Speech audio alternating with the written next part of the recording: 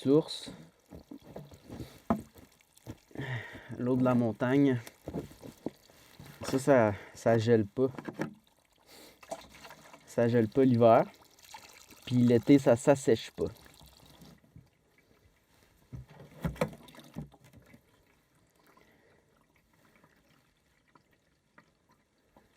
Un petit exercice de patience, remplir les bidons. Ça prend un certain temps, mais ça vaut la peine. C'est magique. Hop, hop. 2 bidons bien équilibrés.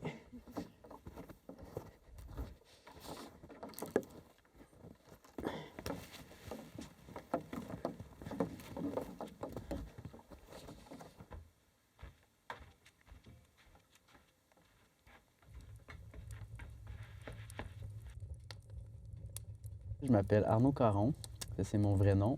Arnaud Taulbois, mon nom d'artisan.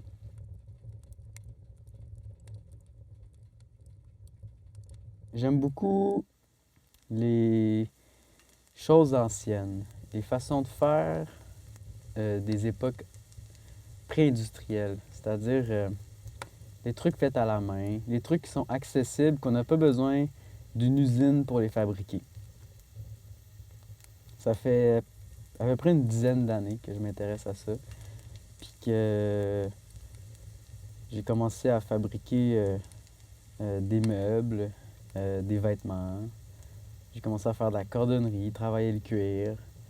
Après ça, j'ai commencé à faire de la construction. Puis de fil en aiguille, j'ai perfectionné mes techniques. J'étais allé rencontrer des mentors aussi, des gens qui pratiquaient ces savoir-faire-là anciens, parce que c'est certainement des choses qu'on ne peut pas vraiment apprendre à l'école.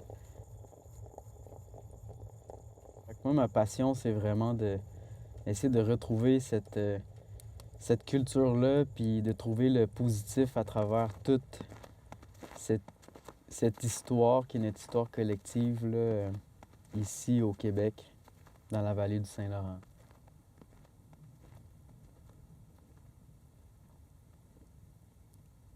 Quand les premiers Canadiens français sont arrivés en forêt pour le commerce des fourrures, puis qui ont travaillé avec les Autochtones, ils n'ont pas pu se passer de raquettes puis de mocassins.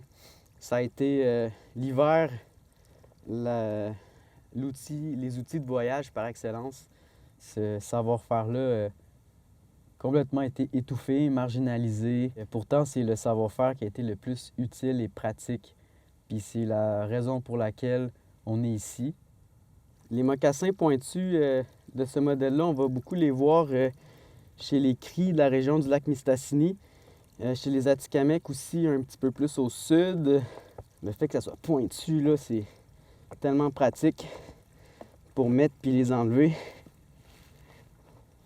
Hop là. De les mettre un petit coup de même. Clac. Clac. Et voilà. C'est la technologie autochtone de haut niveau, là. Je dirais qu'il y a des dizaines de milliers d'années d'évolution dans ces objets-là. Ça fait que c'est des objets qui sont liés à ce territoire-là. Où ce qu'il y a de la neige, ça prend ça.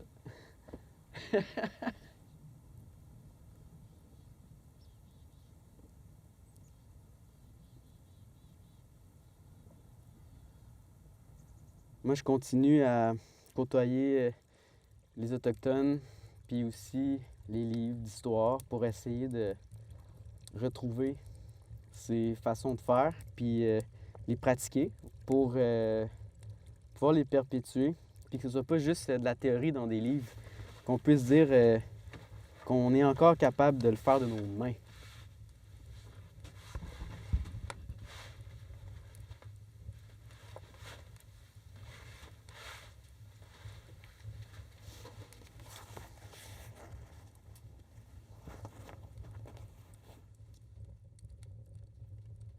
On ne pourra jamais réparer tout ce qui a été fait dans le passé, mais on peut construire un monde meilleur. Fait que nous, notre mission, c'est vraiment de construire de quoi de positif avec les pots cassés, comme on dit.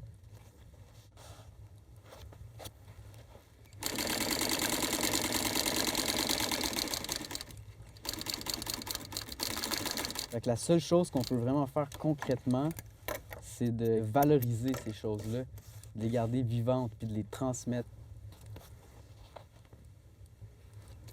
On a ce devoir-là collectif de prendre soin de la relation avec les Premières Nations puis de se réconcilier pour pouvoir aller de l'avant. Puis ça passe par les savoir-faire, par cette culture commune.